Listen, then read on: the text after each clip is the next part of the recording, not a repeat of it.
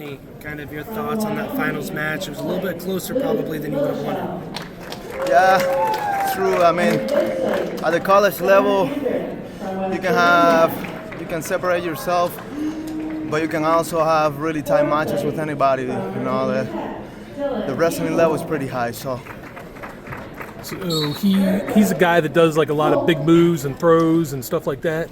Is that something that you knew coming into the match and to prepare for, or are you just doing your own thing out there? I wanted him to come to those situations, but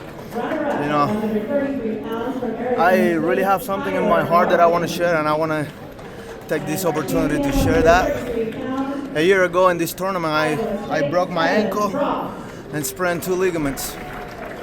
And from that injury, I got a staph infection, life-threatening staph infection.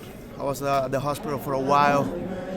I was putting IV antibiotics through that went from here to my heart. And during that time, man, I realized that I wasn't just a wrestler, because I was told that I could lose my leg or my life.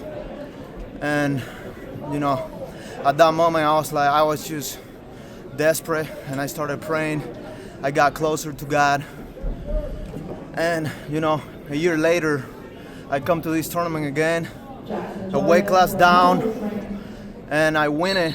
And that shows how good God is, Because at that moment, a year ago, I was like worried about if I could keep my leg, if I was gonna stay alive, Ben Askren went through something similar, but he almost dies.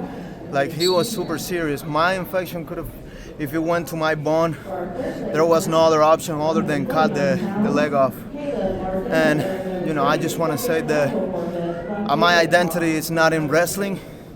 My identity is based on my moral values, and I'm a child of God, and I come here and I perform now with so much freedom.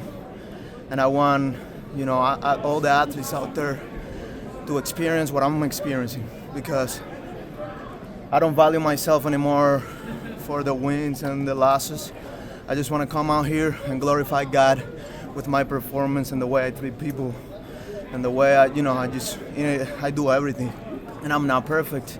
I fall short every day, but just staying faithful and trusting that God's plan is better than mine.